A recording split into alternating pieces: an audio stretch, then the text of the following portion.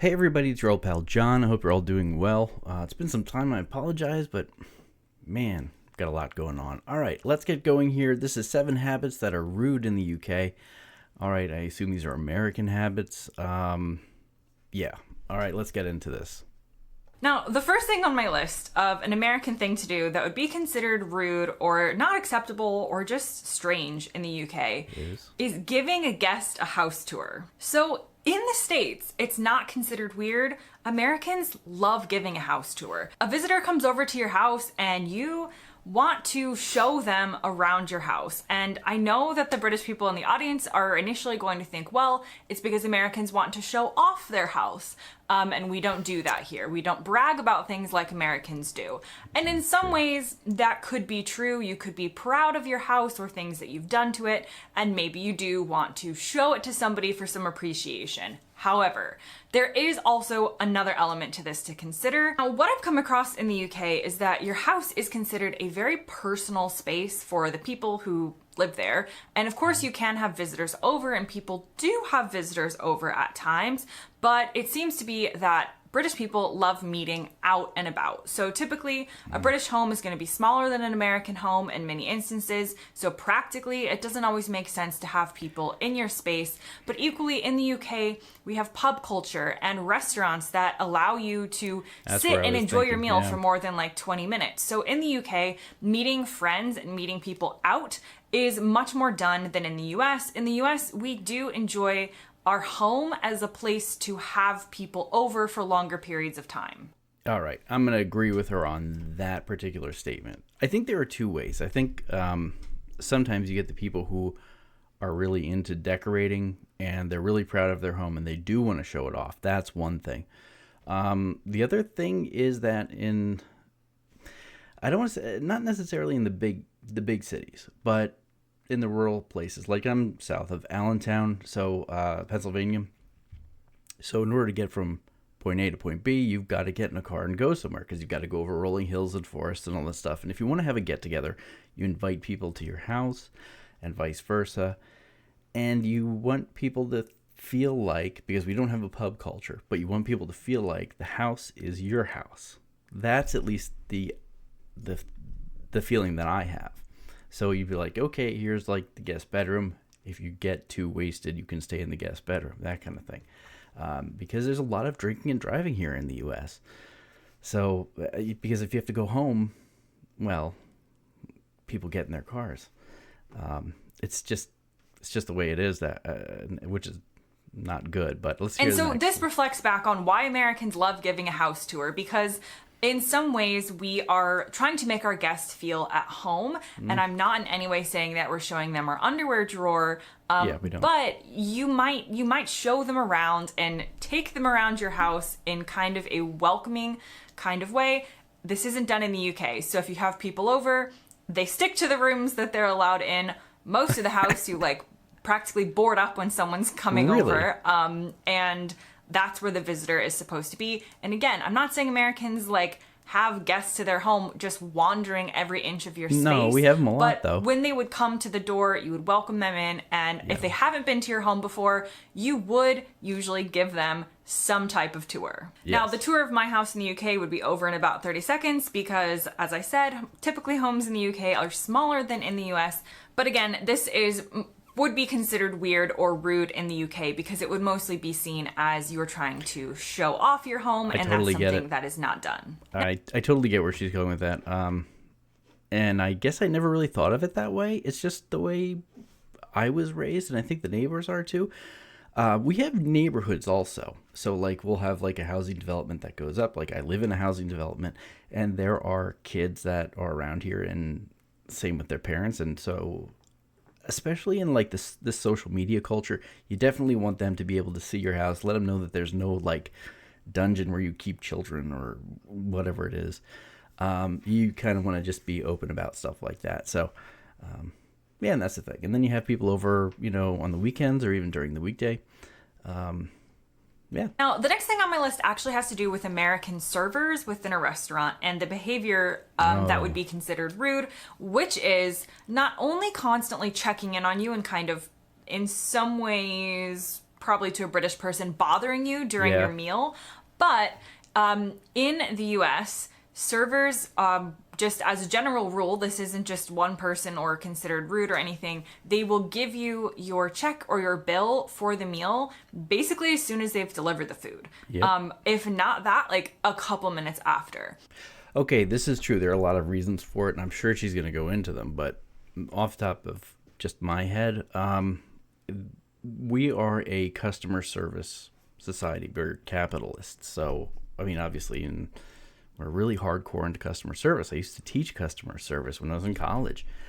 And you want to make sure that everything is okay, because something can go wrong in like a minute or two. So they walk by and they'll just go, "Is everything cool? All right, good." And they keep going. Or, "Is everything all right?" Yep. And yeah, they definitely do give the check, because once they've served the food, unless you want dessert, they'll try to tempt you into dessert because it's more of a tip. There's another problem with the United States, which is the tip-based economy. I mean, why not just pay your people a living wage? But apparently we don't do that, so... That would be considered extremely weird and extremely rude in the UK, as if your server is trying to get rid of you. But the thing is, in America, they kind of are, because they rely on tips, which is an entirely different video, and so much of their wage comes from being able to turn over tables quickly. And this would never fly in the UK. The restaurant experience is totally different. And so if a British family does go to the US, that's something to remember, that the American waiter or waitress is not, within the context of American culture, being rude by giving you your bill for the meal really soon after they... But in reality, they are being really rude. I mean, the whole point is that they give you the check so they can get the table open and more people can come in, because they only have between like 5:30 and maybe 8:30 at night. So it's, I forget what that is in real time. My gosh, PM.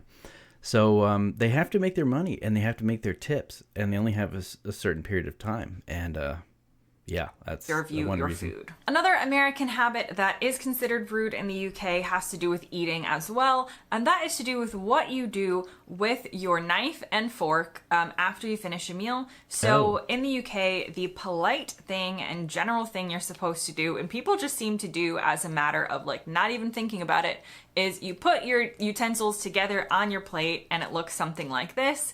And this is not really done in the US. So there is no official signal for "I have finished my food" or "I am done with my meal." Let's face it, as Americans, we normally belch or fart. But we don't put our utensils... I mean, sometimes we do put our utensils on there, but sometimes actually we'll also stack the plates ahead of time, which is weird. It doesn't really always matter where you go for that.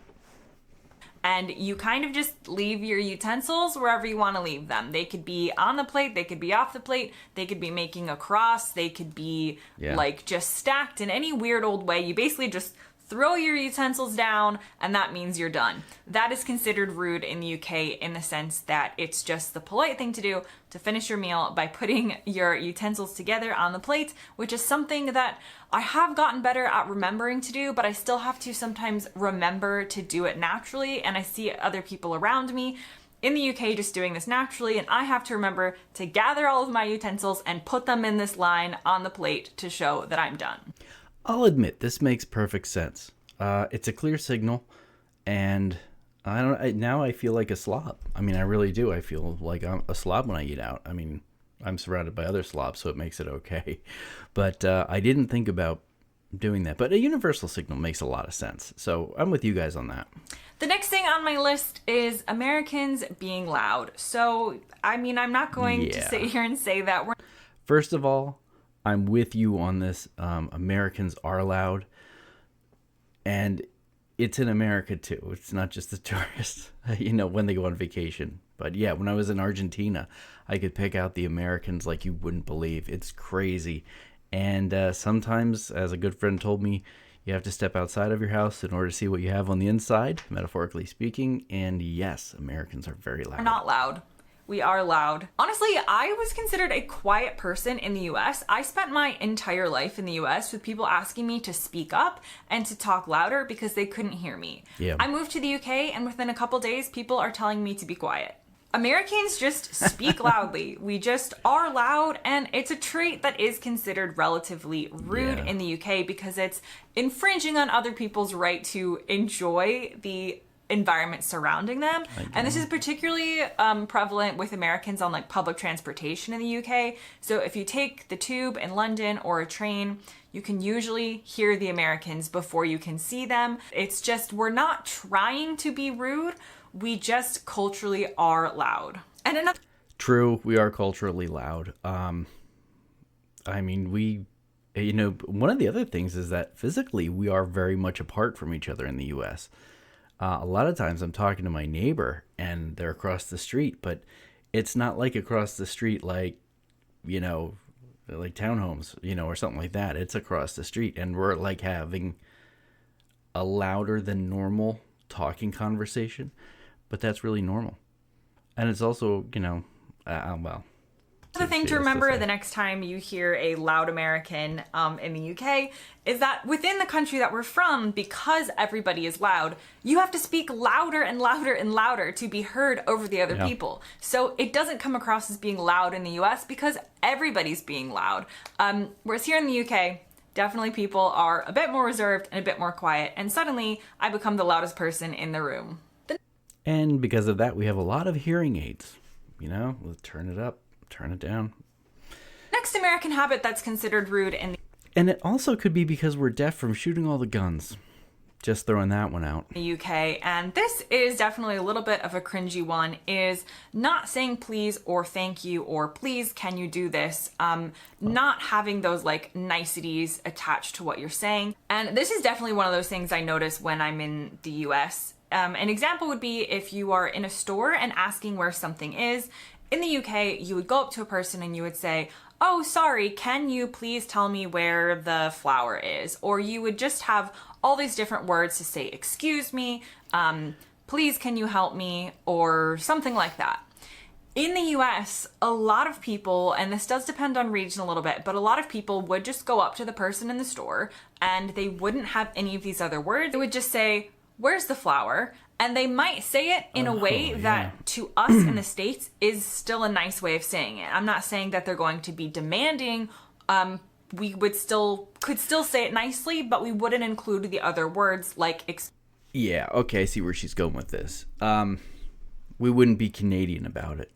Basically, if I'm looking for a sweatshirt, for example, in a store, I would see the service person or the salesperson and say, "Excuse me, where is such and such sweatshirt?" And that's pretty much how you do it. Now, there's some people that come right out and say, "Where are the sweatshirts?" And they do it sort of like a "sorry to bother you" kind of thing. Or they'll lean it into you and go, "Excuse me, where are the sweatshirts?" And and then they'll be like, "Oh, they're right over there. Thanks." And, go over there. We really don't bother with the please and pardon. Well, I do the pardon me or excuse me. I tend to be that way. But when I was younger, people did it a lot more. It was more courteous. I'm still trying to figure the world out since the last 10 years. Everything's kind of changed. "Excuse me, please, can you help me? Can you do this?" We would just kind of go in directly with our question. Yeah. And in some ways, this may have to do with the American style of direct communication that I talked about in a previous video. But overall, it is just sort of bad manners in the UK and in most countries. So I'm not siding with the Americans on this one, but bad manners to not be saying please, not be saying thank you, right. And things like that. And the next thing on my list that Americans do that can be considered weird in the UK is talking very openly about religion and asking people questions about their religion. And what I mean by this is all right, in the UK, religion is seen as a personal thing. So you might go to church, you might not, you might go to another religious venue, you might not, but you're not going to expect people that you don't know to ask you about it. In the US, This is a little different. As a country, America is much more religious than the UK, and it is seen as more appropriate to ask a stranger maybe where they go to church, because the assumption is that a lot of people do, especially in certain parts of the US. All right, I'm going to stop it right there. First of all, I know there are a lot of people who are part of the Church of England. You have Protestants and A small minority of Catholics. Here in the States, we have like, I don't know, maybe like 30 plus, we have more than that, different sects of Protestantism. And then there are the wave of Catholics that came over, mostly Irish Catholic, that kind of thing.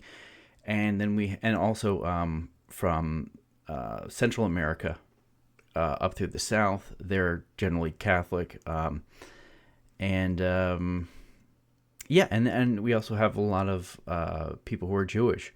It's like 2% of the U.S. And that's like, I don't know why this has become a thing all of a sudden within our politics, but point being is that we're a very diverse group of people. And you add that to being loud, and people are going to actually ask you about your religion, not because they want to put you down or try and sell you their religion, more because they're interested. I talk about the refugee family from Afghanistan a lot of times. I'm asking them all about, being Muslim and things like that. Like the question came up on your driver's license about being an organ donor. I didn't realize that was not a thing you're allowed to do, being a Muslim. All right, if you've been with me this far, hang in there. And I'm sorry, again, I don't look at these, so this is my honest response. Or you might ask them what religion they are. And again, there's going to be differing experiences of this depending on where you live in America and your age and, your social group and things like that. But as a general rule, it's more acceptable in the US to speak about and to ask strangers or acquaintances about religion. In the UK, this is definitely considered rude and not acceptable because religion is viewed as a much more intensely personal and private thing. I will say, when I was younger in the early 80s, I recall points of this. You didn't really ask people about their religion, because it was really none of your business. I was at the tail end of, when I was growing up, I was at the tail end of that none of your business kind of thing. At the same point, it was also, a husband beats his wife and you don't say anything society. So, you take sort of the good with the bad about the whole thing. But same thing with politics. My dad, when he was younger, he wouldn't tell people who he was voting for because that was none of their business. You guys probably feel the same way when you do your elections. We just, now all of a sudden we have to tell everybody everything. I have no idea why. And the final thing on my list has to do with queuing. Of course it does. That's not 7, but okay. The American habit that is considered rude in the UK is essentially pushing to the front of things or taking things before you wait your turn or you ask. Why did Trump just come to my mind with is it Prime Minister or President of Monaco? No. In the UK, the art of queuing is well known. People are very good at it. People are good at lining up, waiting for things, waiting your turn. The British way is sort of just being like, no, you go first. No, you go first. Or just really having a sense of order when it comes to who gets what next. In America, it is kind of everyone for yourself. We are very bad at lining up. I don't know if you've seen the scene in an iconic American Christmas film called Jingle All the Way with Arnold Schwarzenegger, of all people. But there is a scene when they get a toy into the toy shop that all the parents want, and they essentially trample each other to get to it. It's very true. During the holiday season for us, things get really chaotic. Lines are not, they have to put stanchions out to keep people in line. Because otherwise they're just, one person's smart, a bunch of people are idiots. This has happened in the US. This is something that I watched and I'm like, yes, this makes sense for America. This is kind of how we operate. Mm-hmm. And we can even take it from the funny, silly, physical example of, not being able to line up or rushing into a toy shop or something like that. But it also tends to extend to other areas as well. So as an example, there was one time when I was on a plane traveling with a British person and the plane had empty seats in the same economy section that we booked. So it wasn't first class empty seats, but there were empty seats and there were seats that I would have preferred to sit in more than the one that I had, but there weren't that many empty seats. So my American self was like, we're just gonna move. We're just gonna move. We're not gonna ask. Oh my God, that is American. My mother would do that. Just gonna go and move to these other seats. that are empty. And this has always worked for me. This is just the American way. I see something that's open. I'm like, okay, nobody else is using this. And it's in the same class that I've booked. So I'm just going to go and sit there. I'm going to take it. The idea is that it's better to just ask for forgiveness. That's the truth. That's what Americans think a lot of times. The British person that I was with was like, we can't just move. We have to ask. And I'm like, you don't have to ask. It's you inappropriate. You just do it and then it happens. But the British way can be seen as much more polite and less rude to not just... See, the Americans look at it as if you're going to just lose out. The early bird gets the worm. Do it. Make it happen. And if there's a problem, we'll deal with that later. And unfortunately, that a lot of that comes from business. Because if you're not assertive, people are going to walk all over you in business. So, I mean, generally speaking. So it kind of translates to, I guess, our lives. Go and assume you can do things, but to ask, to again wait your turn. Is it okay if I go and sit in that other seat? Where the American in me was just like, no one else is doing it, so I'm gonna go and do it. Or if you're in a grocery store or something similar, maybe you come up to an item that is running out and you get to it at the same time as another person. In the UK, it's often the polite thing to say, oh no, go ahead, you have it, you take it. An American... Okay, an American would take it. We all get the picture. And she's not wrong. It's just that this is getting on 20-some minutes, so I'm going to end this. Let me know if you want what you found the most interesting thing. Did I say anything controversial? Do you not understand anything? Also, let me know if you guys want me to do, I don't know, maybe like a live stream or something like that on, I don't know, any topic that you want. I mean, I'm in a very pivotal area right here, right now, because apparently the election has to do with 2 counties in Pennsylvania, and I'm in one of them. Or don't forget to give me a video to watch. All right, guys, take it easy. I'll talk to you later.